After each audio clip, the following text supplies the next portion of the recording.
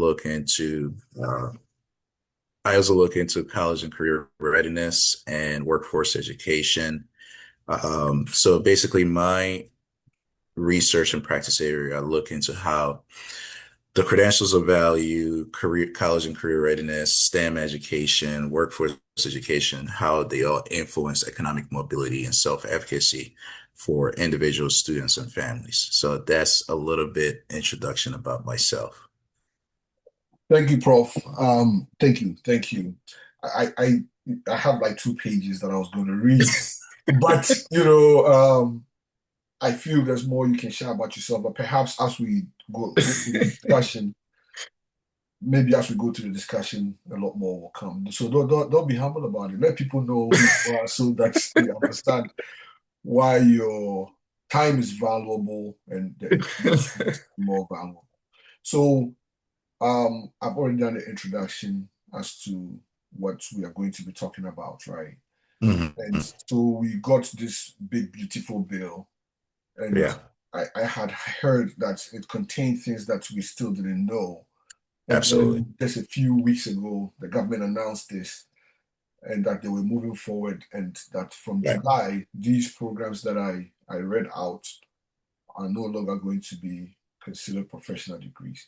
So let me ask Right. you, what prompted the Department of Education to redefine or recategorize these programs, these Oh, specific? that's an excellent question, Mr. Andrew Frimpong. That's really an excellent question. So I think everything in that one big, beautiful bill, I almost want to call it OBA, the OBA Act, because it's like triple B, it's like old triple B and all of that.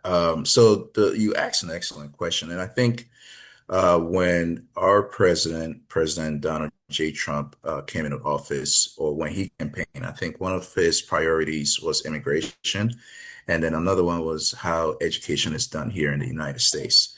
Obviously, we know that states have control over education. You know, states have the power of education.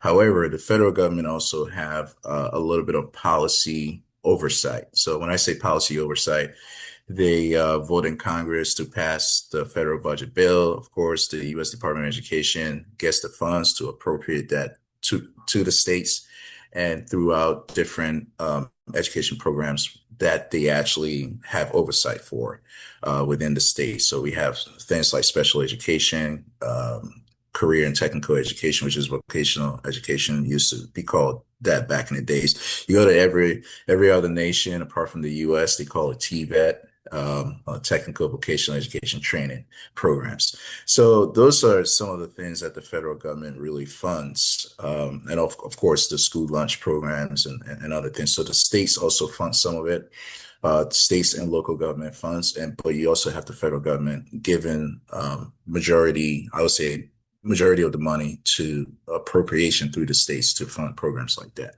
So when our president became president, when he was sworn in, we all knew that one of the things that he was going to tackle was education, how education is being done. And one of his main reason was education used to be better when states when states actually have control over it. And the whole point is states have always had control over the education that is done within the states, and nothing has changed. I think what has really changed is how the outcome, the learning assessment, the outcome wasn't really meeting up to the federal standards that they wanted states to actually have those data available. So what happened was our president said, no, he needs to push education from the federal government back to the states. And he wanted to privatize education. Basically, the whole point is to privatize education. So he came up with the motion to fire people from the Department of Education and also to close down the whole education department and remove it from a cabinet position, meaning that it will no longer be a federal position. It will no longer be a federal agency. It's going to be closed down, and then the states will be the ones doing it. But here's the kicker, right? If you close down the Department of Education, how are states going to get the funding that Congress is going to pass through the appropriation bills, right? How are they going to get the funding?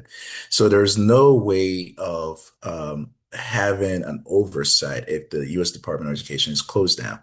It's going to be a lot more that some states will get more funding than other states. It's not because some states have more population than other states, but it's going to be more like uneven, unbalanced type of thing that will go on within our federal education system as well as states and local systems. So um, the fact that our president wanted to close down the Department of Education wasn't a very good option, if you ask me as an educational professional. In all my knowledge, it's not a good one. And for something like that to be done, he will have to go through Congress. He didn't do that. He acted purely on his executive power and privileges and said, I'm going to close it down. It's a federal agency under the executive branch, and I want to close it. Yeah, it's a federal agency under the executive branch, but Congress, it was through Congress voting and bill that the Department of Education was established under President Jimmy Carter. But he wanted to close it down. So the whole thing that leads to the closure of the Department of Education that is still in the process of being closed, and also professional degrees being kind of sidelined or not given priorities for federal funding is basically the whole point of privatization. You know, everything wants to be privatized, and that is the whole point. Okay, so you've touched on a few good points, but before I go to my next question, let me ask you this. How do you think that states taking absolute control of education affects accreditation? Because I know you have a lot of experience there, right? So how would accreditation be done? Because now when we are getting students from other countries to come here, right, we are telling them that these programs are regionally accredited or they are disaccredited. Right. So how would that be done? Does that mean every state has to measure up to what? What would be the Right. federal standard? Right. And that's another excellent question, because one of the primary purpose of the department, the federal government, the Department of Education, was basically to look at accreditation bodies, right? So in the US, we have regionally accredited bodies, we have nationally accredited bodies. But regionally accredited bodies are seen as the golden standard when it comes to educational accreditation. They hold more, I would say, bureaucracy over the nationally accredited. Nationally accredited programs are more like technical, like college and career and technical education. Like you want to go to the trade skills and all of that. They are the ones that accredit those criteria of programs. But when it comes to more like academic programs, you're looking at mostly regional accreditation, right? That the bodies that accredit. So one of the things that the U.S. Department of Education serves is to make sure that there is a balance and there is quality measures that each accrediting body is meeting, as well as each institution. So basically, what they do is if you want to become an accredited body, for example, if you and I were to start a regionally accredited body to accredit some sort of program, we would have to go through the U.S. Department of Education, right? And so they would kind of do that oversight and quality measures to make sure that we meet the standards for us to be able to look forward to accredit schools. So if you take that U.S. Department of Education away, then what really happens? And that comes to the question that you asked.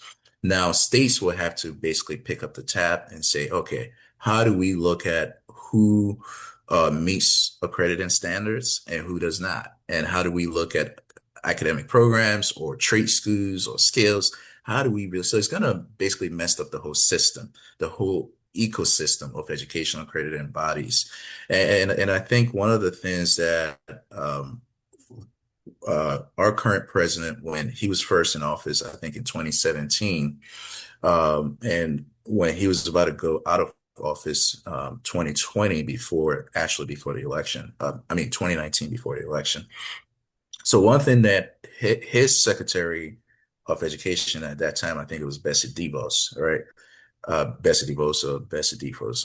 I think I'm saying it incorrectly or maybe incorrectly. No, you are. But one of the yeah, You Bessie. I know that the name was Bessie. So one of the things that she did was kind of blur the lines between regionally accredited bodies and nationally accredited bodies, because, like I said, it was a very bureaucratic.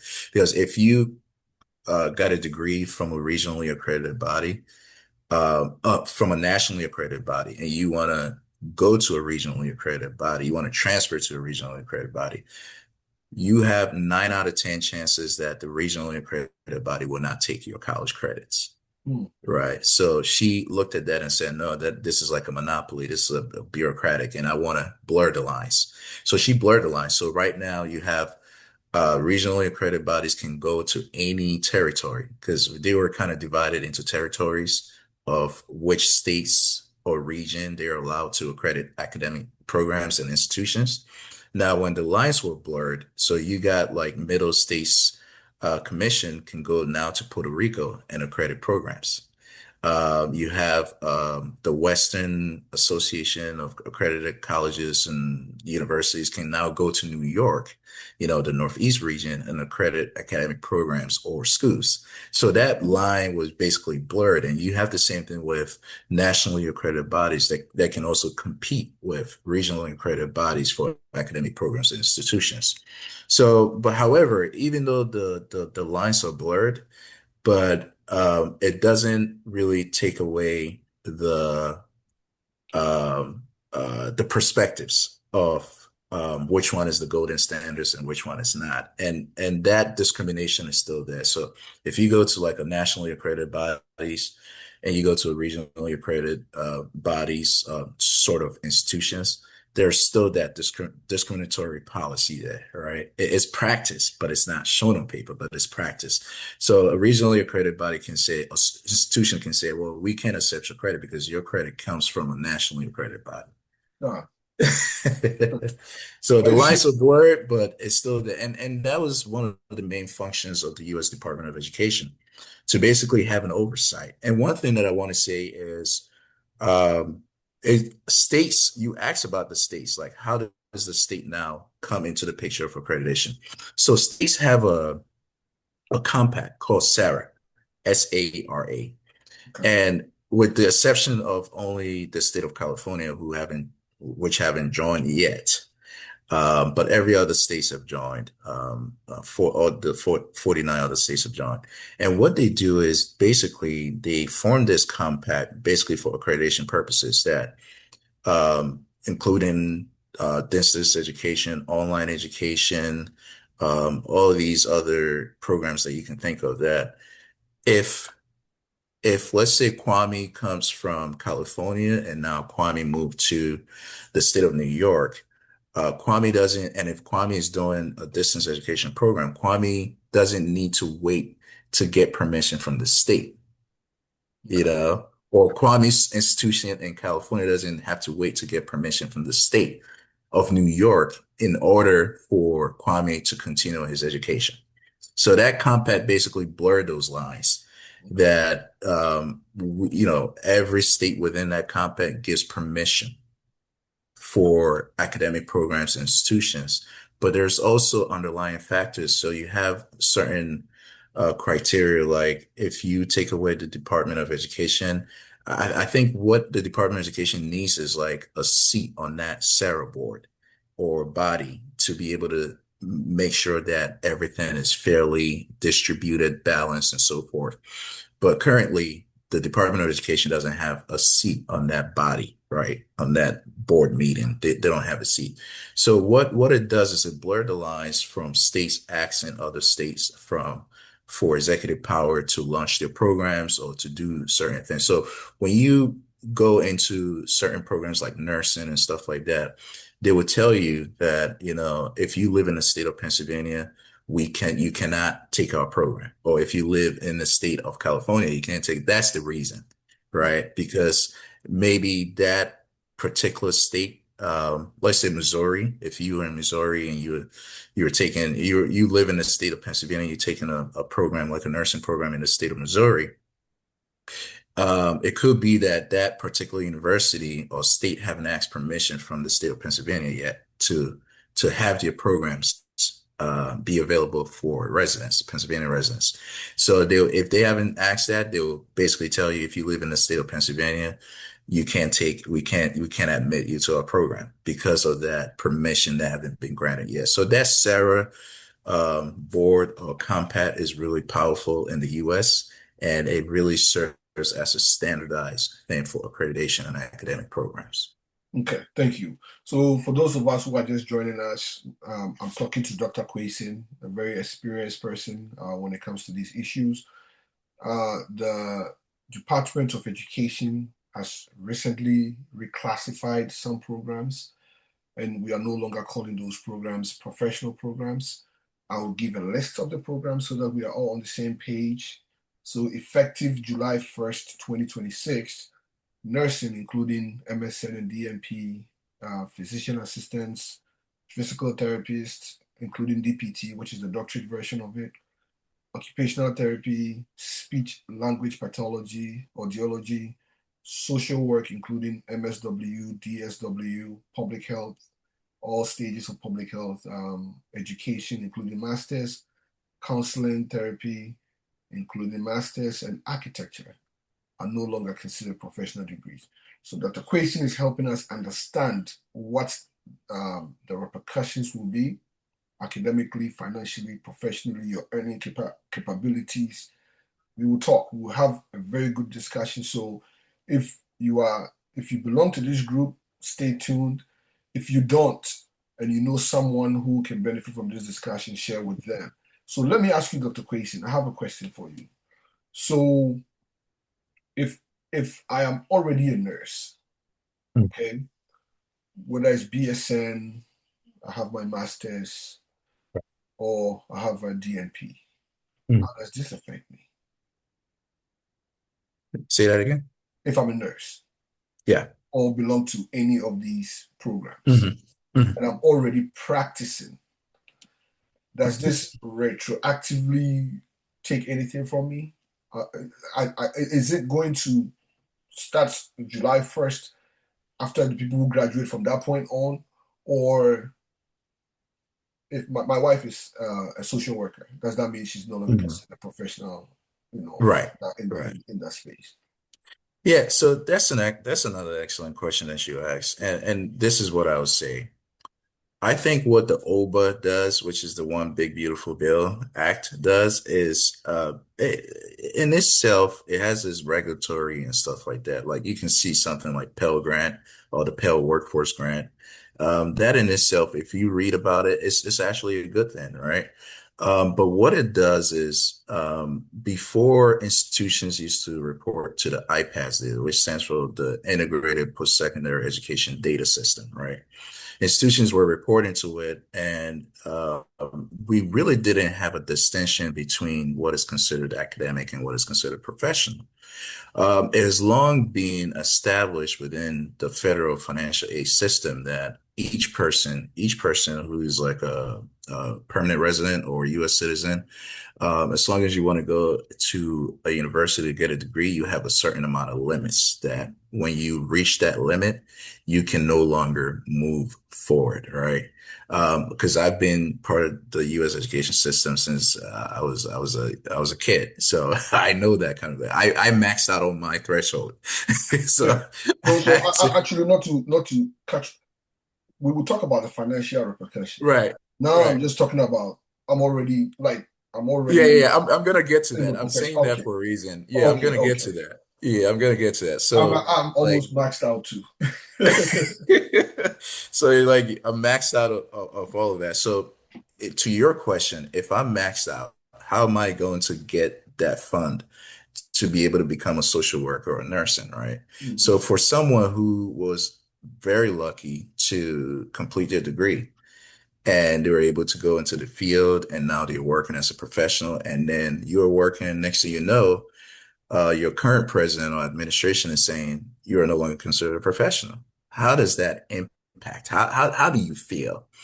Well, one thing that I would say is it doesn't feel respected. It doesn't feel recognized. It feels that all your hard work has been drained.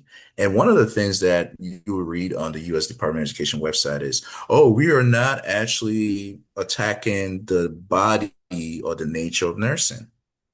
We are only looking at how nurses borrow money to complete their education. I don't believe that. They're gonna call that a myth, but I don't believe that, you know? I believe that if you are basically reclassifying my degree first of all, it is going to have this perception. And I want us to be very careful about how we see professionals good because I study professional degrees. I look into it. What I want to say is it's really going to affect how you are perceived in the clinical setting, hospital setting, and also administrative setting, right? It's just going to change how people perceive your degree. And the way I see it is that you're going to have a lot of people that will attack women and minoritized people and say, "Oh, your degree is not even recognized as a professional anyway. So why should I care?" Right? You're going to hear those conversations a lot. Or you're going to hear some states saying, "Okay, so if nursing is no longer considered a professional degree, can we limit how nurses are seen in a clinical setting?" You're going to see that a lot. I mean, California already came up with executive bill that says nurses cannot introduce themselves as doctors in the hospital or clinical setting. You know, it's already happening, and it's gonna catch fire like a wildfire. Throughout the whole U.S. Where if this bill goes into effect, and with other nurses already working in the field, states are gonna limit the power of the profession. They're going to limit the power of the profession and how that profession is reached into the areas where they practice. So that would be my theory that, like I said, we are already seeing that in the state of California. It came out with an executive bill that says nurses cannot introduce themselves as doctors. That is going to be the case, with this reclassification of professional degree with nursing not being included or social work not being included. So if you're a social worker and you have a doctorate, uh, very soon states are going to come up with bills that says you can introduce yourself as a doctor. Yeah, It's like nursing. You can't introduce yourself as a nurse, as a doctor in a yeah, clinical setting. Your degree is not worth anything. yeah, Right? Your degree is worthless. You're going to hear those conversations a lot. Language is very important. So I think what they're doing here is they're saying, yeah, we were not attacking the body of social work or nursing or any other profession that we did not classify as professional degrees, but yet we are attacking it. yeah. Of course, yeah, Because our language really matters a lot. And yeah, we don't want you to look at the language that we are trying to put in the bill. We just want you to see that, oh, we're just trying to cap student loans. Well, student loans was already capped. I yeah, mean, if you are like, I couldn't borrow more. I had to go get a private loan if I wanted to continue my education, or I had to pay out of pocket. So that perception and the language, the lingua, right? The language about the whole bill and the whole reclassification of professional degrees will have consequences for people who want to become nurses, social work, and other professional degrees that weren't classified. Prof, to add to your point, actually, if it didn't mean anything, then there was no reason to reclassify them. Right, Because right, because we could have capped the amounts without right. classifying them Without as, exactly without classifying the so degrees. so Yeah, so there has to like so yeah, I get your point and yeah. There's always a I agree. consequences that follows after that, and I think people that are defending this reclassification, like, oh, it's good. It's just going to make sure that schools don't charge. And I'm like, what? Yeah. Like, huh? I mean, I can tell you're not that educated if you say that. Because one of the things is if you say that, is going to force institutions not to raise their tuition, then you are very incompetent because institutions will always have monopoly over the academic programs, especially the private ones. And not everyone is capable of going to public schools. Public schools have cap. All these programs have caps, right? Yeah. Because of the clinical aspect of it. So they can't admit more people that they would have actually be interested to admit. So you have some schools, like I know Texas State, I think our nursing program have cap. Once they reach a certain amount of limitation or threshold, they can't take more people, right? So what happened is I spoke to some of the students. They're actually transferring to universities like Oklahoma University. They just go into different universities where they can get admitted to the programs to start a nursing career, right? So that is the same thing. Private schools will always charge whatever they want to charge. Yeah. right? It doesn't mean that they are very immoral for charging that amount of tuition. You got to understand that tools cost a lot. You know, these nursing stuff, the lab itself costs a lot. Just getting the classroom ready for the nursing practical scenarios costs a lot. Yeah. You Yeah. know, simulation costs a lot. Nothing is cheap.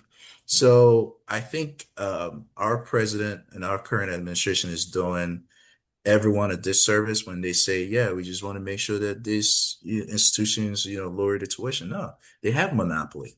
And you just got to play nice with them and talk to them and make sure that maybe you are actually subsidizing a certain aspect of the education so that they don't use that to charge as tuition That's for right. students coming into the program. That's correct. There are other ways, in my opinion, to beat down costs than this Yeah. because, and as you said, I was offered a tour of a Mhm. nursing school just I think maybe a few months ago, right?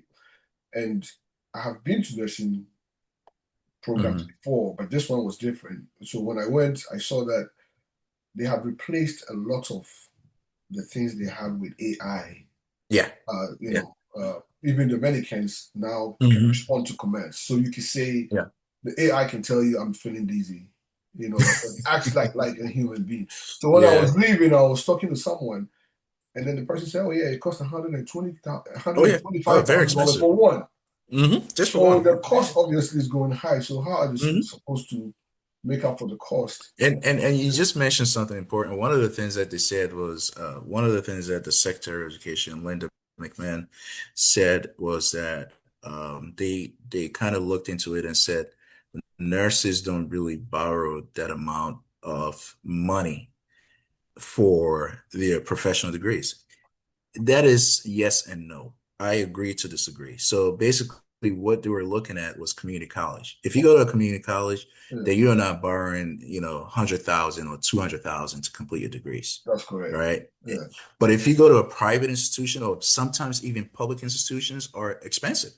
You come to a school like UT Texas, you're paying a hefty price. yeah, yeah, yeah. And Even and not Texas State. everybody is going to have the luxury of going to community college. Exactly. And even Yeah. Texas State is not cheap. I'm asking these nursing students, and they're like, no, it's expensive. It's not cheap. So if they were looking at community college data and say, oh yeah, but we saw that nursing students weren't actually borrowing that amount of money. Yeah, maybe you're looking at community college and you're misleading the public to say they don't need that kind of money, right? But if you're looking at public institutions or private institutions, you know that they even need more than that That's true. because like you said, equipments cost a lot, you know. We were in a meeting, academic meeting, and one of the nursing professors said, because they don't have space, and our campus is big, but we were trying to build more buildings, and they were like, because we don't have space or enough classroom for the nurses, they have to kind of reteach the same course like 3 times in a day, the same course. But if there was like a big lecture hall that can take like 200 people, then Mm-hmm. they can do that once in a day or Got you. once a week. Got you. But because of that, they have to teach it 3 times in a week. That is all about space issues. So that will cost money. It will cost money to expand classrooms. It will cost money to build new buildings. And they're not looking at that aspect and they're misleading the whole concept of the nation. And I mean, I don't even know who did the data analysis on that part, but I can tell you where they probably got the data from it to say, oh yeah, they don't borrow up to 200 or 100,000. It comes from a community college. Yeah, yeah, yeah. I get you. So I mean, this leads to one of my concerns, right? So let's say I'm thinking about going to nursing school, or I'm Mhm. going to do physical therapy or become an architect. Is it still worth it? Yes, it's still worth it because without an architect degree, without a nursing degree, without a physical therapy degree, you won't be able to practice in your field. No, So but it's still I'm worth just it. saying, would you still advise me I would to definitely do advise it? you to do it. I would definitely advise you to do it because administrations that we know comes every 4 years, right? Okay. We never know that maybe the next administration will be a Democrat and they will kind of completely switch it over to where it was before. They will probably cancel everything.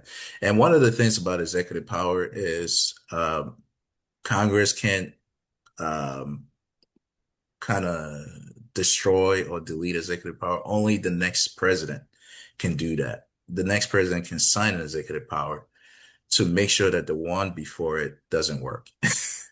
So executive powers have sort of limitations to it, and the only person that can do that is the next administration. The president that we vote that person in can sign an executive power and said, okay, nursing or all these other programs that were classified are professional degrees, and the U.S. Department of Education is not going to close down. You know, that would be the power of the next president of the United States that can do that. So I Okay. would definitely advise you take it, go for it, because nothing lasts forever. And right now is a complete confusion and chaotic scene at the federal level and also at the state level because of the reclassification. But in order for you to actually practice, you need those credentials and qualifications to do that. Okay. All right. So we're still talking about financing, right? Mhm. Can you tell us specifically how this affects funding for Yeah, the students? yeah. So for the students, um, what are the caps and Okay. how do we Excellent get around question. the caps? Right. So excellent question. So I want to say this. I think I forgot to say it, but I want to say it from the onset that this reclassification and the financial whole aspect of it will definitely affect a lot of the future people that want to go into these professions. Okay. Yeah. Yeah. Second to to your question, second answer to your question is uh, when you cap, so right now they have nursing degrees, education, physical therapy, social work, architecture, uh, business degree, MBA, public health. The list goes on and on and on. Occupational therapy, the list goes on and on and on. So right now, those are classified as sort of academic degrees, and you have dental, pharmacy, theology, medicine, law, and psychology, clinical psychology, I must say, as professional degrees. So what it does is academic degree designated programs are now going to students in those kind of programs will only have the opportunity to borrow only 20,500 annually, okay, from the federal grad plus loan. And also one of the things is they're going to get rid of the federal grad plus loan from the OBA bill. They're going to get rid of it. So that in itself would definitely affect students' ability to actually pay for their tuition and move forward in a professional capacity. So students in programs that are designated as programs will only have opportunities to only borrow up to $20,500 annually. And they have a cap or threshold of $100,000. So if they reach that cap, they have two options: either pay out of pocket or apply for private student loans where the interest rates are ridiculous and the repayment plans are crazy. Private loans are not like federal loans where you take it 4 years later. They come right after you when that timeline is actually elapsed. They come after you for their money. So that's really going to add an extra layer of stress for students in academic program designated area for them to be able to complete. So for example, if you are a student, you're a nursing student, and currently you are capped, you basically maxed out your hundred, well, let's say 100,000, you max it out. Right now, your option is very slim. You either got to pay out of pocket or you had to go to banks. You have to apply through banks, private financial space and get student loans where the interest rates are crazy, and then you had to use that to pay your tuition. Now, for the professional degree designated programs, they have the ability to borrow up to 50,000 annually from the federal government, Yeah. and they have a threshold or limit of $200,000. So After that $200,000 limit is reached, they also have to pay out of pocket, or they have to go to the private financial sector to apply for student loans, where the interest rate is also going to be crazy. Now, the thing that I want to say is, if you looked at law schools are very expensive. Dental schools are very expensive. Medical schools are very expensive. I've spoken to dental students, and I'm telling you, the amount of tuition, dental school is more expensive than medical school. The amount of tuition that they pay is ridiculous. Some graduate with $600,000 in debt. Awesome. Some 300,000, 400,000, some even more than $600,000 in debt because they take out a lot of loans, right? So if you're telling me as a dental student that, yes, even though whip to do, I am now in the professional category, and I have the ability to borrow $50,000 a year. But I have the threshold of borrowing up to 200. I can borrow that threshold in one academic year, to do my clinicals, to do my courses and all of that. So what happens when after that 1 year is completed? I have 3 more years, so maybe 4 more years to complete my dental degree. So what happens after that? So you telling me that I have to go to the private financial sector to apply for student loans to really pay for my tuition? No. And you taking that ability for the Grad Plus loan doesn't do me any favor. Now it's even worse. Now with the Grad Plus loan, maybe I can have a co-signer, or my parent can co-sign for me, or an adult can co-sign for me to get additional funding that I need to cover up my cost of attendance. Now you take that ability from us or from me, now it's even worse. Now the financial sector is like, oh yeah, you need what amount do you need? Well, you need this amount. You need $300,000. Okay, this your interest rate is going to be 30%. Yeah, yeah, of course. And you can't argue with them. I mean, how can you argue with them? You can't, because now you need money, right, to complete your education. So the cap in itself is basically one thing that our president or his administration is not saying to people, is that America doesn't have the money anymore that we used to. And student loans has become a burden for our country. And one thing that I know is Republicans don't really believe in education as much, as the Democrat. The Republicans are always saying, well, if you want to be educated, well, you have to pay out of pocket. You have to pay some sort of money out of pocket, right? And then the federal government can either the state government or the federal government can fund the rest. So if you look at the federal budgets, whenever Republicans are in office, they always take money out of education funds. Yeah. So whenever those money are taken out of education funds, or whenever those tax credits are given to the wealthy and the billionaires, who pays for it? The middle class and the lower class. We end up paying more in tuition for it, whether you go to private or public institutions. So the same thing can happen for, people that are in this particular predicament. If you basically the Democrats, for example, whenever they come in power, the Democrats always want to overfund things. And that's where the whole confusion comes. Democrats always want to overfund education. And that's what our president is saying. Well, we give a lot of money out, federal money out to states to fund programs, but we don't see no results. We don't see no learning outcomes, because previous Democrat um, administrations always overfund stuff. So there's always money in the system, and corruption and abuse becomes, what we see throughout most academic programs. But what I want to say is this limitations really hurt current students and future students. The current students are going to feel it more. The future students are going to reassess their decisions to actually enter into profession. For example, if I want to be a dentist, if I want to be a nurse, and I only have $100,000 limit, and I want to go to a private institution, how am I going to fund my tuition when that threshold has been reached, right? If I want to be a social worker, how now I have to look at the earning impact or ratio compared to the debt.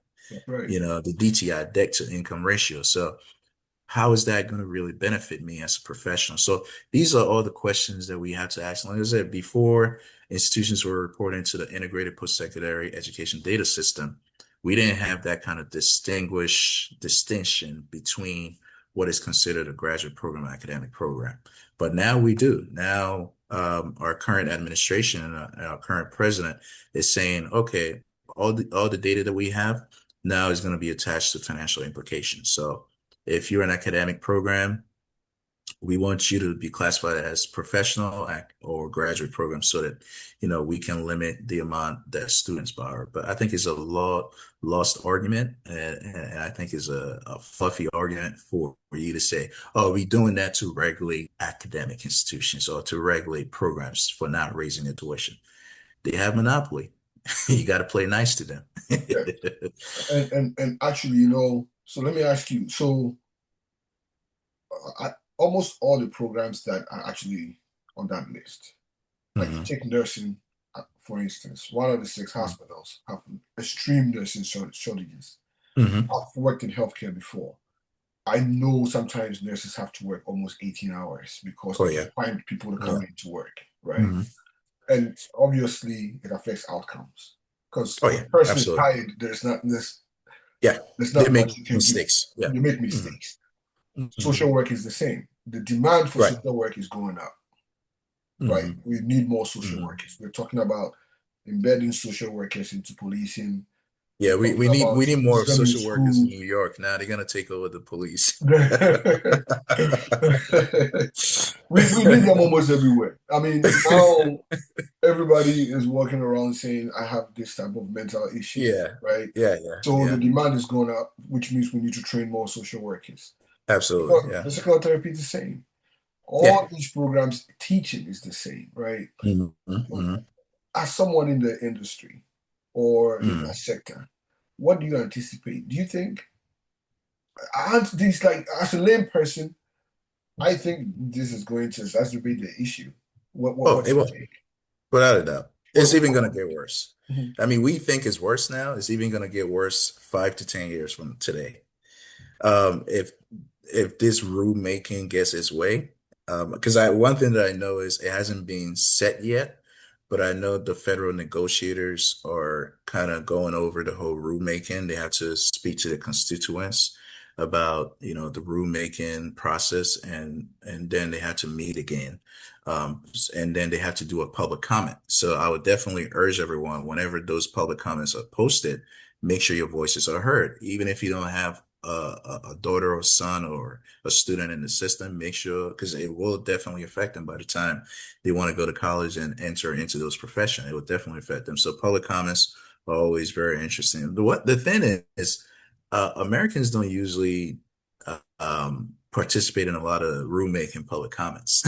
But Yeah. I think with this time, it's going to be really different because it definitely affects everybody, whether you are a non-nursing or a nurse professional, a social work or non-social work person, it's going to affect. So one of the things is right now, all these professions that you mentioned are facing shortages. So what is going to happen is you're going to see a mass exodus from these professional, so-called non-professional programs. You're going to see a mass exodus because one, students won't be able to complete the program because of financial burdens or financial stress because especially minoritized students don't have anyone to help them and international students don't have anyone to help them. So it's going to exacerbate into this financial problem where a lot of people will leave the profession, will leave the academic programs and probably go into different things, probably go into community college to do a social degree or whatever that they can do. So that is going to be, and the second thing that is going to exacerbate is, like I said, the lingua around it, the language around it. If I'm going to a profession that I'm not going to be respected, why should I? If you look at education, I'll give you an example. The state of Arizona, for example, has uh, over 1,000 teachers that resigned within a 4-month period. We are talking about over 1,000 teachers, licensed teachers that resigned within a 4-month period. And you think that is bad already? What they have coming, I mean, I even estimated that maybe close to 10,000 students, I mean 10,000 teachers will resign by the Wow. time the academic year is over. Because in a 4 month period, you got 1,000 over 1,000 teachers that resign. Yeah. So these are what we were talking about. The respect is not already there. That's You right. know, you have kids with social issues, Yeah, yeah, and that's where the social workers come in, yeah, and the mental health and the counselors and the therapists come in. And because teachers are kind of pushed to their limit to become the therapists, to become the parents, to become the social workers, they can't do it all. yeah, yeah. So you have a student in the classroom that has behavioral issues. How can that teacher be equipped? Because that teacher is not an ABA professional or a mental health professional or a social worker to be able to engage with that student, right? So it's going to exacerbate to the level of communities not being undersourced and not being resourceful.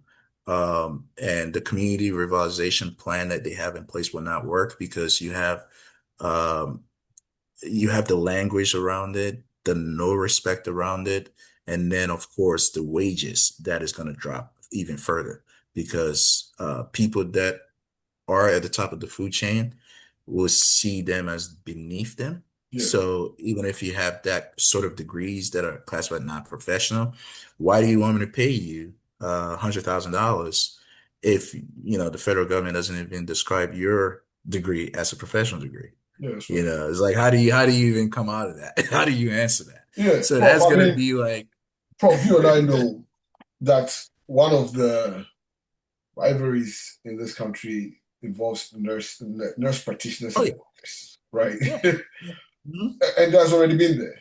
So I think this gives the doctors a bit more ammunition to say you're not a doctor, right?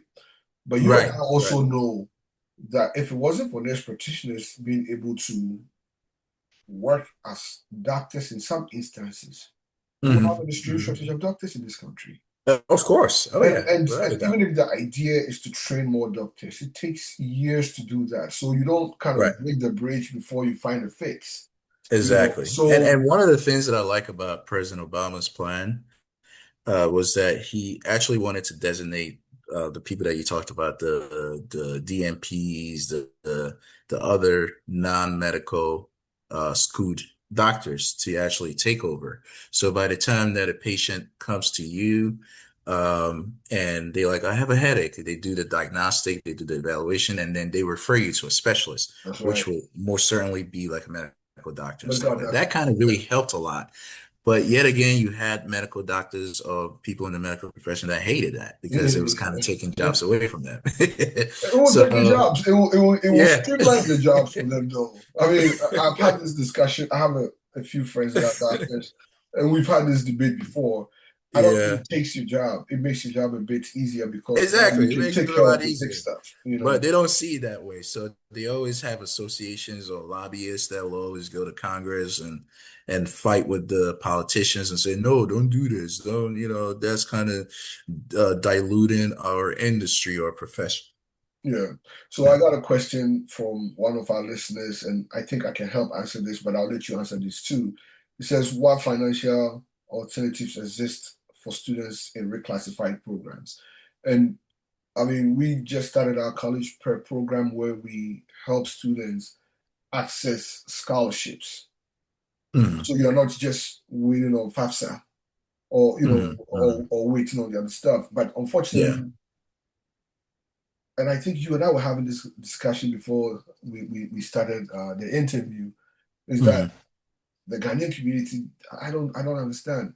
We have more interest outside of the Ghanaian community. But yes, all these government funded programs may be going out or have been limited or whatever, but there are still private sector um, Uh-huh. options available, right? Yeah. So your responsibility as a parent is to make sure that your child takes certain steps so that they can access some scholarships so they don't have to try Mhm. and go and borrow money from private student loans that you may not be able to afford to, or that a parent has to co-sign and then later on it becomes an issue, right?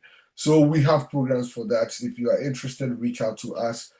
We will be able to take your child through some steps to make sure that they can maximize out of the scholarship so that whatever the government has taken away, you can make up that way.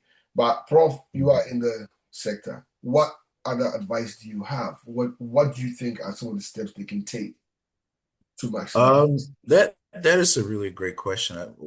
The thing that I would say is, I think now calls for a lot of financial literacy on the parents' behalf and also the student behalf, right? Because right now we are in a level of financial stress that we haven't seen before when it comes to someone pursuing an academic or a professional degree program. So I would definitely recommend parents to start saving the little amount that they have in a 529 college plan or college fund for their loved ones before they even get to college. I think those would definitely help a lot, especially when you have a child that is particularly interested in dental school or law school or medical school or any other program, social work or public health or architect or aviation or physical therapy or occupational therapy. If they are interested in it and you have a 529 plan, first of all, it's a tax advantage college saving plan for your child. Definitely invest in that because that will actually be the difference between them starting your program and you paying the difference after the federal money has come in or after their scholarship and merit-based scholarship has come in. And you basically use that 529 plan to fund the remainder balance that they have to pay for their college education. So that, and remember that that 529 plan can, if your child doesn't use it, for example, your child is academically gifted and they don't use that plan, they can also pass it on to their children. If their children is academically gifted and they get scholarship and they don't use it, they can also pass it to your grandchildren. So that account can be passed on from generation to generation. So that's one of the benefits for it. My advice is we usually get the annual federal filing, right? We file and we get the money. Some families get a lot of money and they send it overseas to build their houses and so forth. Yeah, I mean, once your child is 18, you don't really have the responsibility. You have a choice. You can either continue to help your child or your child can fend for themselves. But I mean, if that financial means is already available now, just start saving, put it in an investment portfolio. Invest in the stock market. Let money work for you. Money's a it's a sport game. Money is not an individual game. So you have to make sure that money makes money on top of money. And we have to learn how money works. And yeah, if you have an investment property, you want to borrow against it, then that's fine. You have a HELOC, for example, the home equity thing that you have a house that you bought and you have it for like 10 years and your child want to be a pilot. First of all, you and I know how much expensive aviation schools are, Very, aviation programs are. So very. sometimes they have to decide whether to get a house or to get a degree. Yeah, of course. It's so expensive. Right. So it's like you have to think about, okay, do I take out the HELOC from my home and help him or her to get the pilot license or pilot education then? Families have to come together and kind of have a plan. It's like retirement plan. If you don't plan it, you're not going to have a good retirement. That's the same thing with education. It's like, especially a lot of minoritized family always brush up education as, oh, the government will take care of you. Well, be smart, get a scholarship, and you'll be fine. No, you have to plan it just like retirement. If you don't plan it, then you'll be at a disadvantage. Once you plan it, you know what you have to do in order to meet the expectation of the future financial stress that your child will get or walk into. So I think invest in plans, invest in portfolios, invest in the stock market, always put money away that will make more money for your family. So financial planning for your education is really important. That would be the advice that I would give. Great, thanks, Prof. I agree with everything you said. If you don't plan, as they say, you plan to fail. And the Mhm. fact is, a lot of us, we don't. because we're so used to just hustling to take care of our Yeah. own responsibilities, and parents usually think that if your kids are going to school, that is all that needs to happen. But a lot of these kids are going into buildings and walking out with nothing, right? Hmm. But you have to plan. You have to be very invested in your children's education, because what you don't want to do is to use your pension money, Exactly. Yeah. while you're on pension, to support your kids' education. Exactly. And Exactly. also, a lot of I've seen this, because of what I do and what I've decided to do. I get a lot of calls from parents, and sometimes you can tell that there was a systemic problem that was never addressed. And now the Right. kid is going to college and everybody's freaking out because they realize that even after FAFSA, Yeah.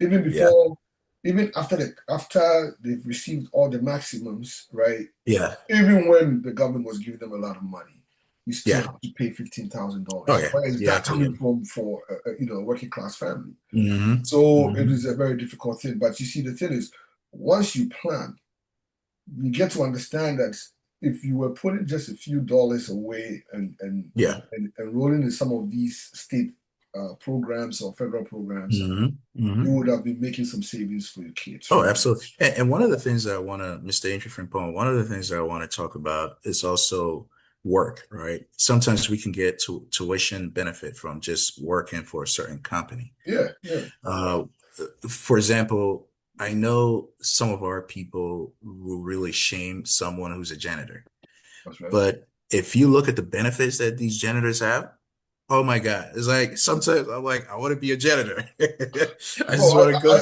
I know someone who never paid tuition for Yeah, the whole engineering absolutely. degree. He was They working have in a a lot of factory. benefits. He was working in a Exactly. factory, Yeah. and they gave him tuition reimbursement Yeah. for any Yeah. class that he got a C or Hmm. better. Hmm.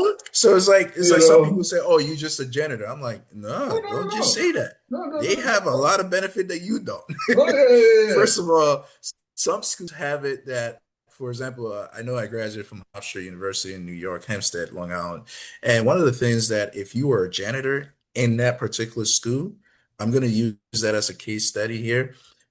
Your kids can go to school for free. yeah. Yeah, your kids can go to school for free. Whatever degree that they want to pursue, they can go to school for free. Because they're And so enrolled. I saw, right. So I spoke to one of my guy who was in our program, which was Educational Leadership and Policy Studies.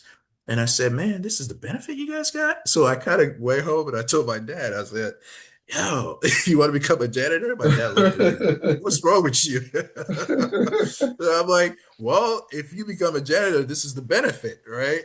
So at that time, he looked at me like, man, I've lost like 10 heads, right? But later on, he was like, you know what? Because your little sister's about to go to college. Now he wanted to ask me about that. Just He was right. like, what do you think about this? I'm like, well, I told you the opportunity was there because I spoke to my buddy and I said, hey, would you mind hiring my dad to work as a janitor so he can get that tuition benefit? Because house show is very expensive. So I was like, hey, because I was looking at my little sister coming up to college, and I said, she could benefit a lot from you working at the university as a janitor. So I've also seen some of the janitors, their kids went to Hofstra for their bachelor's, master's, and doctorate. Yeah, of course. That way you don't have to pay for anything. So I think the way that we strategize around work should be very important. Some work won't give you any benefit, but we also got to look at the benefits of some positions. If that position comes with tuition reimbursement, whether it's like 50%, 40%, that is still money. you Of know course. if you have the opportunity to work as a janitor, even part-time before you moved into that position as a full-time, that will also benefit you and your kids because 10 years from the day that you start working, your kids qualify for tuition reimbursement. They can go to school for free. Yeah. For example, I always want to use in the future, my kids in the future will not pay tuition, right? Because I'm a professor and I have currently our university policy is dependents of a professor get 50% off, That's good. right? So in the future, they won't pay anything. because if I really prioritize well for them in the future, right? They won't have to pay anything. So we have to look at the way we prioritize work or strategize work. Work is work at the end of the day. If you work at a McDonald's and McDonald's will pay for your tuition, do that job. At the Yeah. end of the day, it's work. You know, and we need to stop shaming people. Oh, you a janitor, you a cleaner, you this, you no. They have benefits. And as long as it works for you. Prof, people will always shame. Yeah, It's up to you to make the decision right, not to care. right. You have to be content with You have what to you be have. because you know what you're doing. Yeah. I read Hmm. somewhere. Now we're talking about benefits, and it wasn't even part of my questions, but I'm interested in this. I read somewhere, and let's say we go $15 an hour, right? Hmm. And they'll say if you get $15 an hour, we have tuition reimbursement, we have Right. life insurance, health insurance, all the Yeah. insurance that you can Yeah. think of. Hmm. And then they say that, but we'll pay you $22 an hour if you Hmm. don't have any benefits. Right. And our people, like, we all wanted the $22. Right. Yeah, without the But benefits. we Yeah. didn't realize college was more expensive than that. We were all working to pay tuition. Hmm. And we didn't Hmm. realize that if we took the $15, we would be able Yeah. to pay the tuition because they were giving us tuition reimbursement. Exactly. So sometimes you just really just need to be, and you're right. And maybe I will do a program about financial literacy Yeah. Yeah. specifically for how to fund college education because Yeah. it is a big burden. But we It also is. know that college has lifted a lot of people out of poverty, Hmm. right? Hmm. So it Hmm. remains one of the surest ways to Sure get is way. yourself Yeah. out of poverty. Hmm. So we need Absolutely. to take this very seriously. And so thank you for bringing that to my attention. I will definitely try to find a way to address that issue. So I have another question from another one of our Hmm. people. He said, both my sons want to do PA and the other one wants to do OT. So I'm assuming Okay. it's PT and OT. Yeah. Okay. yeah, PT and OT. Hmm. And it says, what advice on timing application before July 2026? I don't know if it makes a difference because I think once they go Yeah. to school using FAFSA, does it make a Hmm. difference when they apply and when they are accepted? Yeah, it does make a difference because starting from July, if this rulemaking actually goes into effect, starting from July 1st, 2026, what it does is they will kind of be grandfathered in for the new policy moving forward. So I would say, first of all, if the person's two sons, I think two sons, right? You mentioned two sons. If they're interested in it, Yeah, they have to look for fellowship. So fellowship is very important. And now you have hospitals and clinics and healthcare programs that are actually running fellowships. It's one of the things that is really good at when you're doing your PhDs, you tend to go for fellowship a lot, right? okay. And that's the same thing that I would definitely advise this individual to really have your sons look into it. It's not always like, oh, I'm interested in this program and I want to go do it and I'm going to use financial aid to pay for it. No, hospitals are running programs. Look into the qualifications, eligibility, and I'm sure they may qualify for some and just apply because it's just luck. I mean, most of all the fellowships that we get is all luck, right? But you got to put in the work in order for you to get that luck Yeah, to be yeah, selected as a fellow. So they have to look at hospitals, definitely look at hospitals. And also, my advice would be probably work as a PT assistant or OT assistant for whatever organization or corporation, because like I said, it comes back to the tuition reimbursement. yeah, You yeah, know, if they give you 30%, 25%, and you're financing the rest, I mean, your company is financing 25%. Federal financial aid will probably finance what 50% out of that, and you basically, if you have a fellowship, then that kind of finance the rest.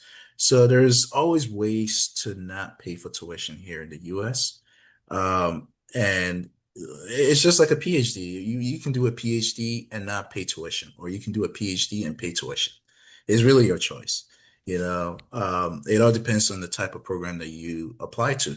If you apply to a school that doesn't have money, of course, you're going to pay out of pocket. If Yeah. you apply to schools that have a lot of programs for professionals that are about to enter into industries like that, they may have fellowships available for you to take advantage of. So always do your research, always look into it. I'm always doing research on programs that I'm not even interested in.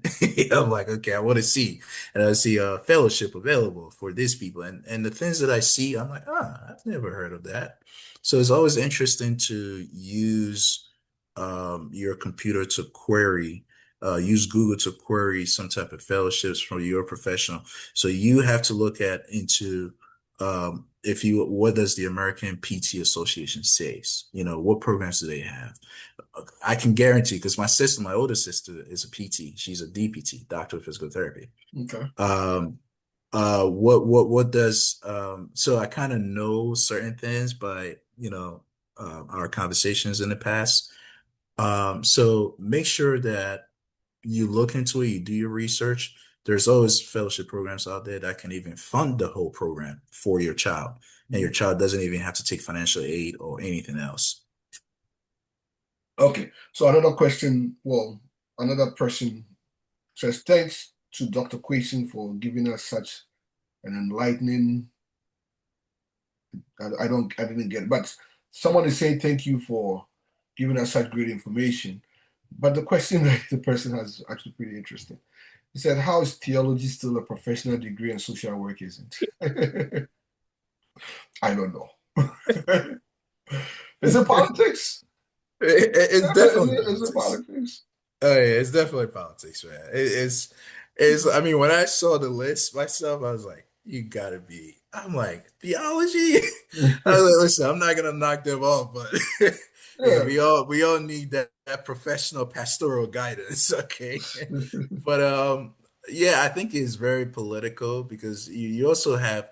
I think one of the reasons why they actually added theology to me, I think, is the lobbyists that went to Congress or that went to the Department of Education and the White House Mhm. to argue why theology or pastoral divinity have to be part of the professional degree list.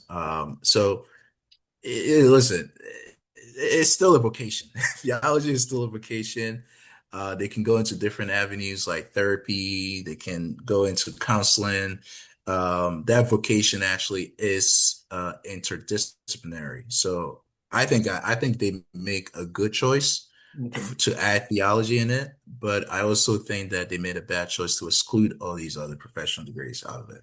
Okay. What do you think are the chances of, let's say, schools also trying to be clever with this whole thing, and let's say they will enroll students in theology, but allow them to minor in like social work, and they end up with 2 degrees? And how would that affect the student? Yeah, so I think what that professional designation is, it only applies to major, Okay. right? It doesn't apply to double major. It just only apply to one major, Okay. right? So basically, if they're doing double major, they'll have to choose one eventually, Okay. right? So that is a caveat to it, that it doesn't apply to minor or double major. It's just only applied to major, So one if I degree. do theology and I'm also taking credits to, to get a social work degree, Yeah, I think that would be a powerful combination. yeah.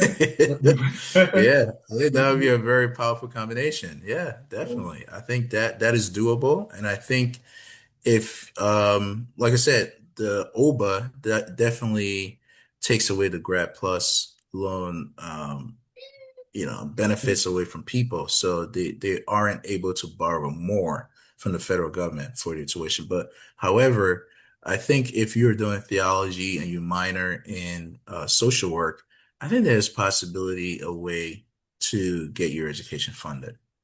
If you petition the financial aid, definitely there's a way. Okay. There's a way to get your education funded. Yeah. Okay. So the last question from Facebook. So the person is asking, do you think that the return on investment is still relevant? So, For theology. No, no, no, for the programs that have been reclassified. Yes, yes, yeah, yeah. The Do you think return employers will business. still be willing to pay the same amount, because I giant COVID mm, nurses were making big bank. And so the perception now is that it's a very lucrative right, lucrative, field. yeah, Will field they to go continue to be the to. same? It won't continue to be the same. If this rulemaking gets its way into it, it won't continue to be the same. Right now, we have a lot of nurses that are licensed that are quitting. They're Mhm, resigning. mhm, Some actually mentioned the pay as mhm. not worth it. Um, some mentioned the pay as worth it, but because they don't have the respect or the balance, so they quitting, right? But I think in the future, once again, I will use California as an example. California passed an executive bill that says nurses cannot call themselves doctors. What do you think is going to happen? It's going to really degrade their salaries Oh, of in course, the of in course. the clinical and hospital settings. That's what it's going to lead to. And that is the same thing that this OBA bill is going to lead to. That, as hospital executives are going to be like, oh, why is this nurse getting All this money. let's say $200,000. Meanwhile, her degree is not even a professional degree. Oh, it's gonna come. It's gonna come, and that is gonna be the ugly scene of it. That wages are gonna go down. Wages are not gonna rise, and they're gonna have executives and all these bureaucrats are gonna have a way of saying, "Well, we didn't make the rule. The government made the rule." But So we still need we them though. We right, need but they're nurses. gonna they're gonna use it and say, "Well, we're only following regulation." All right, they're gonna say we're only following regulation, so we don't think your degree is worth this amount. Got you. Yeah. So that language is gonna take over, and you're gonna see more states coming up with bills. The first step is to gut that distinction out. The second step is states will come up with bills that say, okay, nurses, you can't describe yourself as a doctor. You can't do this. You can't do this. And if you restrict the profession, wages kind of come down. Of It course. comes down Yeah. because if you're not able to do this, why should we pay you to do that? Understood. If you're not able to do this, why should we pay you to sit at home and not do the actual work? So it's definitely gonna drive wages down. Yeah. Okay. Okay. So this person is asking the question for the both of us, but I'll let you answer it. What are the what okay, so let me read it. What are the possibilities that the states will step in? I don't know if the person is talking about the funding. I think it might be the funding. Yeah. Okay, so yeah, I'm pretty sure states, obviously, my state of Michigan, for instance, I'm very sure the governor and the people are going to be stressed with the nursing shortage. Oh yeah. So they may Yeah. try to do what they can. Can they do Yeah, all of it? absolutely. I don't know.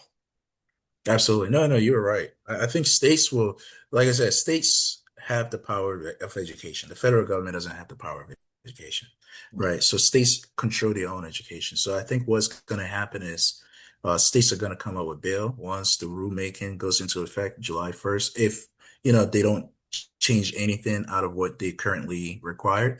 If it goes into effect July 1st, 2026, what's going to happen is states are going to come up with bills, like legislatures are going to come up with bills to really address the nursing shortages. So states are going to fund their public and most likely private institutions to either increase the capacity of their nursing programs Okay. or to find different ways that they can get more nurses into the profession. So you're going to see a lot of investment in community colleges, four-year private and public institutions, and so forth. Yeah, so states will step Okay. in my opinion, they will step in. Okay. Prof, I have so many other questions. We've already exhausted our time. No, no, we can go. We can So, but go. We can but go. do you feel there's a question that I should have asked you that I haven't asked? I Because think, I'm just asking questions, right? You know yeah, how this is going to work because you're already in that system. You already yeah. understand it. I mean, I thought I knew all about this, but I've learned a lot from you today.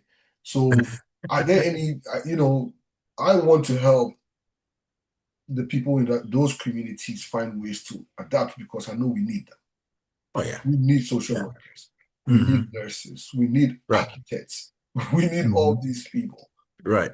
So we're trying to show them the way. So show them the way. What do you Right. think they should do? I mean, I've told them from my business standpoint that there are ways we can help them prepare better for college, right? And I Right. think with Ghanaians or even with a lot of people that we deal with, they think that college prep is right before you go to college, but it's I not. know. I That's not know. it. That's not it. You have to start from a very early age because one of the requirements is that your child begins to prepare themselves academically. And you cannot Mm. teach algebra in 3 months if the child doesn't already have the foundations. Right. The You know what foundation. I'm Yeah. saying? So Hmm. you have to always be involved in your child's education from an early stage, right? Right. We talked about savings and all these federal programs and even state programs that can allow you to save a little bit of money that can Hmm. guarantee your child some level of financing for their college. But that is not something you do a year before college. That's something you do No. while they're kids, right? And Yeah. and and sometimes I hate to put it this way, but it's actually less than how much you spend for coffee. Yeah. Yeah. Okay, so but you need to know early enough so you can start making those savings so that Yeah. it's not like right before they go to college you are stressing. Okay, Hmm. there are a lot of in Michigan. If you make under I think $125,000, you can go to the Hmm. University of Michigan for free, Hmm. right? Hmm. A lot of Hmm. states have those programs, right? Right. Yeah. But your child has to be able to meet Michigan State's minimum requirements to get in. Yeah. Okay, so how do you do that? So college Yeah. prep is not necessarily you don't wait till the very end to say No. I am doing that. And also there are a lot of resources. Dr. Quason has always been available to speak to us. When you come on Facebook, and I'm going to be a bit critical. When my people come on Facebook, we need to take these discussions seriously. Daddy Lumbers is very important, but I don't think that is more important than you and your children's future. Absolutely. Absolutely. You have Yeah. to take these type of conversations very seriously Hmm. because the others are. Hmm. We will be doing a boot camp for people going to college in the summer. Hmm. I will announce the Hmm. dates later. It will be in Right. person at a location where they come and then they prepare for college, including preparing for the SATs and the ACTs and all those things, help them Hmm. with essays and things of that nature. The Asians have been doing it. That's how I got it from. A few years ago, I went to a college campus. I saw a lot of kids there. I asked them, I said, "Oh, we come for the last 25 years. They've been coming to that college campus every summer religiously for 2 weeks. Make Yeah. sure the kids get into Ivy League schools. We did Hmm. nothing. Hmm. We don't have anything like that. We go to camp meeting, that's No, fine. we don't. I have We no don't. issues with that, but we should also try to be a bit more intentional with our kids' Yeah. education. So, Dr. Quayson, the ball is in your court. What can you do to help us? What can you So do to help us? oh man, you have asked excellent questions throughout this interview, and it's amazing questions that I think people can learn from.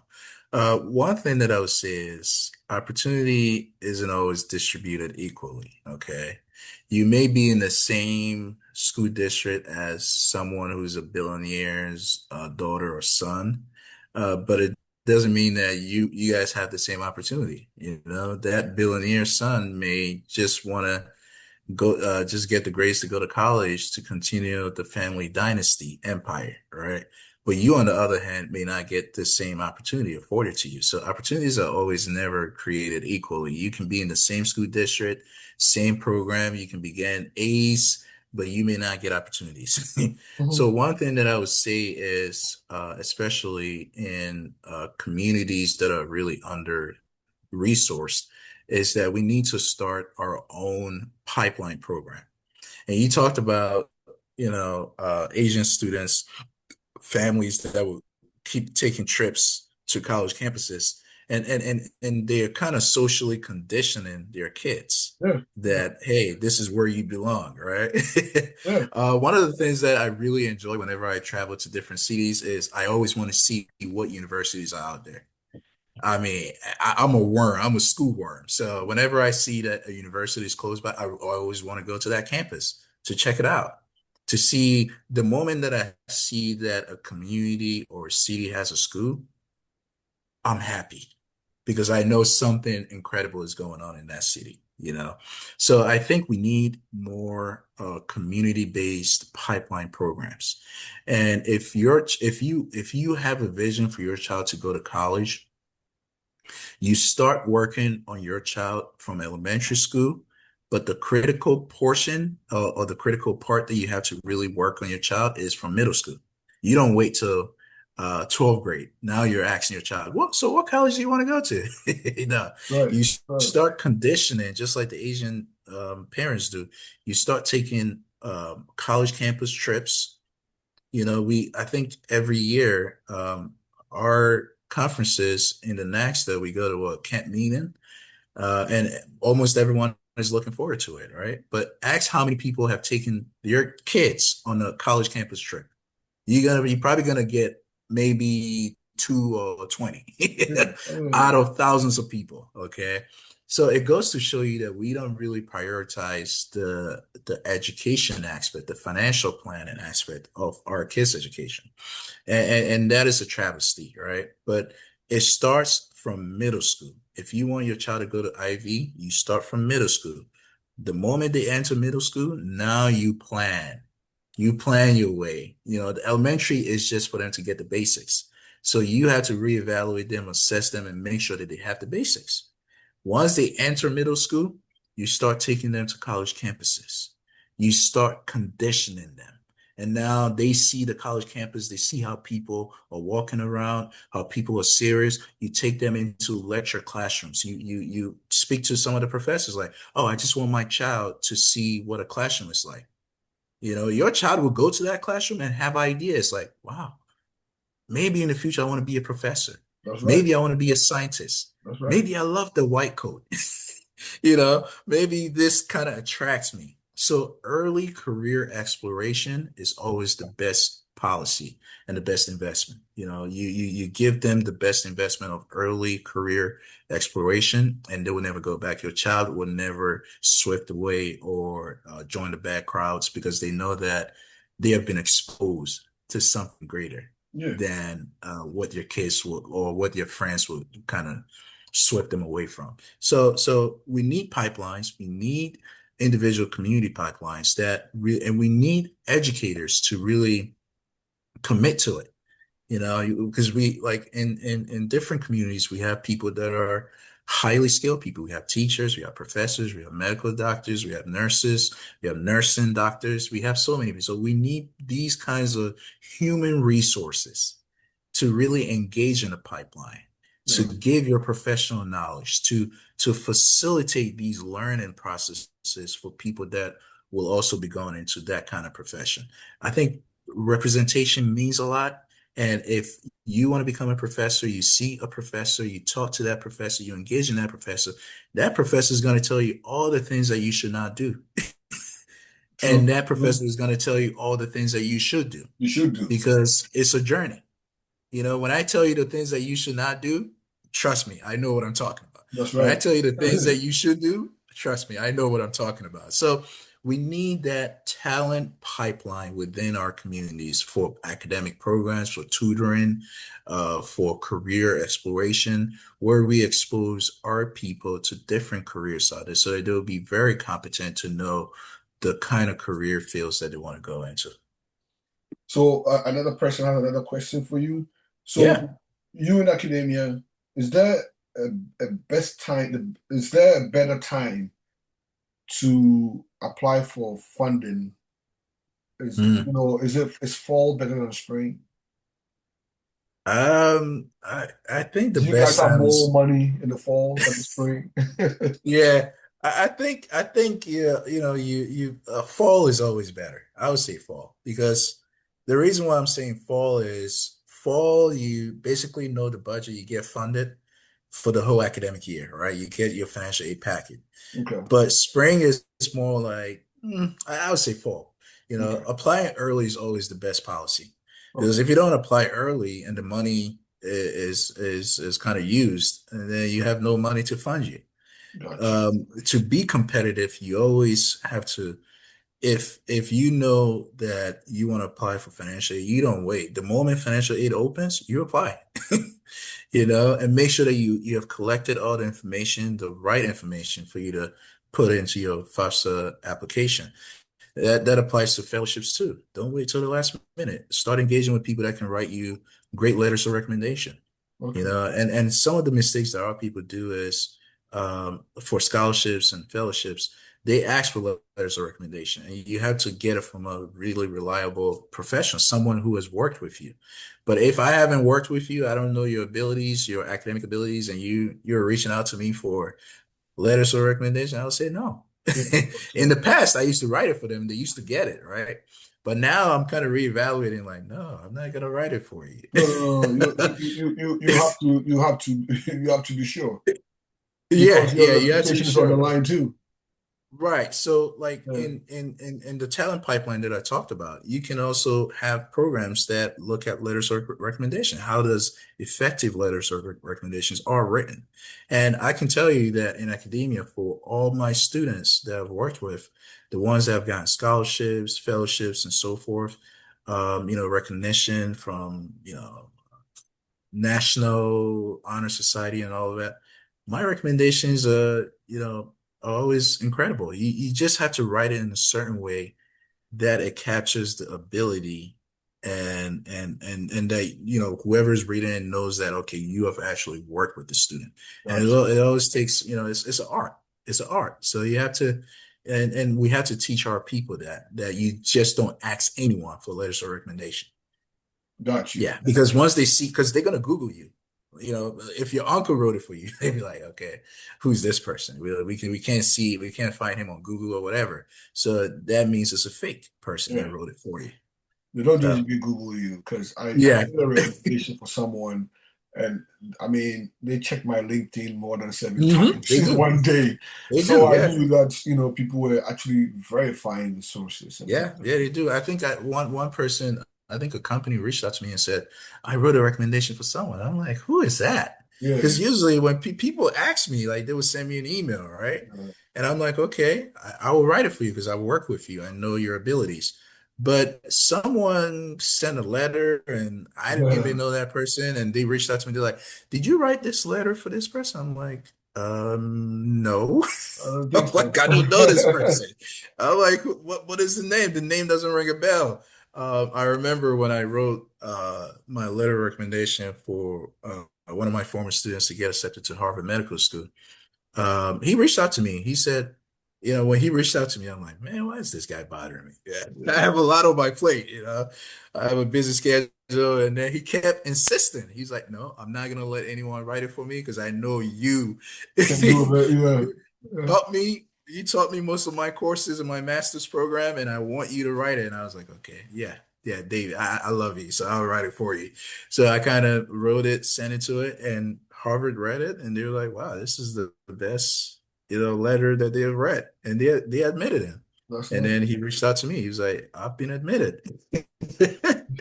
I'm like, continue that. That's great. So letters of recommendation means a lot. They do search online for whoever wrote it. And if they can't find it, they basically not gonna say it's legitimate. Yeah. Beautiful, Prof. I know you have a podcast. I don't want us to finish this without you, directing, letting people also know that they can reach you somewhere. So, Uh, can you tell us a bit about your podcast, the inspiration, and how they can watch you or follow you? yeah, so I have a podcast that is called The Prophet Journey. So Prophet is Profed Journey. I basically talk about education, policy, everything related to education. I talk about like financial literacy and all of that. So I kind of I now record it weekly, but it doesn't mean that I would do it weekly. But for now, just want to keep the motion going. And I think I posted my episode 3 yesterday. It's been amazing. I think it's an incredible thing just to educate the public about certain complexities in education because the education industry and field is very complex. When you speak to legal scholars that are specialized in education, they're like, my goodness, man, your field is too complex. I'm like, yeah, education is very complex. So, and I think a lot of people don't know how education is done. So just out of that inspiration, I was like, I'm in academia, I'm a professor, let me do that. And just to teach people how complex education is and how for them to understand how they can better themselves and take advantage of the complexities that comes with education. Yeah, so it's usually on my Facebook channel. So my Facebook name is Felix Michaels Quason. So FELIXMICHAELS, and my last name Quason, QUAYSON. So you follow my page, you'll be able to see whenever I post a new episode of my podcast. Yeah. Yes, and I'll also tag your page on this video so that people who want to follow him, you can, because he shares very good information. He has 3 episodes. I've watched all 3 episodes, and I even sometimes comment on. I sometimes even comment.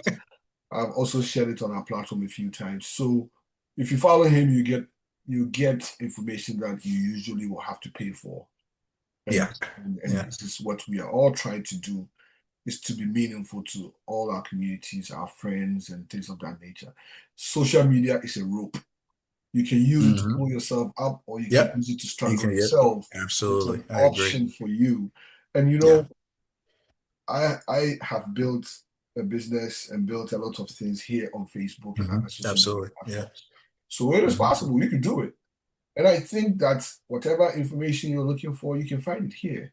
You Yeah. just have to do your verifications to make sure it's coming from a credible source, right? Because Absolutely. there are Yeah. also a lot of people, they Oof. post every day, they do videos, they make every process seem so simple. And unfortunately, those are the people we like to follow. But Yeah. sometimes the person who is telling you the truth is giving you a very bitter pill. Right. But you got to swallow it so that you Hmm. get better results, and not Hmm. just someone who will tell you, man, I can do this for you, and they have never even done it for themselves before, let alone do it for you. So it's really been a pleasure having all of you. I know we will upload these things on our other platforms so that you can watch them there. You follow this page, follow Skills Hub, follow Prof Ed. Let's get this conversation going. I still have a lot of questions, so maybe we're booking for a part Good. two. Listen, you We'll can book you for go. a part two because I've also been told that attention spans have decreased. So we will not pack it all in one video. We will do a part two definitely, and if there are Yeah. any changes, we will also bring you back. Education is very complex. Yeah. It is interconnected, and so just a reclassification in one affects Hmm. everybody, Yeah. whether It you are affects in that everybody. field or not. And so, Hmm. whatever new information comes out, trust and believe we will make some noise about it. Hmm. And just like everything else, opportunity is for everybody. But when you have the means, you can access Hmm. that opportunity and be able to take advantage of those things. America is a beautiful country. It is. I mean, I always say this. I came from somewhere, set shop here. It's probably much easier for me to be successful here than even Yeah. the place Oh, where I was absolutely. born. Yeah. Absolutely. So it's a beautiful country. It But is. I you agree. may not Thousand be. percent. Yeah, it's a beautiful country. Even in tough times, it's still a beautiful Yeah. place to be. So take advantage whilst you're here Hmm. and make yourself, be better for yourself, be better for America. Because, if the people who came before us had not done a good job, we All wouldn't right. have these opportunities. So thank you, Hmm. Dr. Quason, Professor My Quason. pleasure. I'm very My sure this is pleasure, not the sir. last time we're going to have discussions. And I did tell you I may be coming to Houston. Definitely Hey. sit and Yeah, you did. maybe do a face-to-face interview and things of that nature. Yeah. So thank you very much for accepting our invitation to speak to our That's people. great. Appreciate you. Awesome. Thank you, All sir. right. Take care, sir. You too. All right. Bye. Bye bye.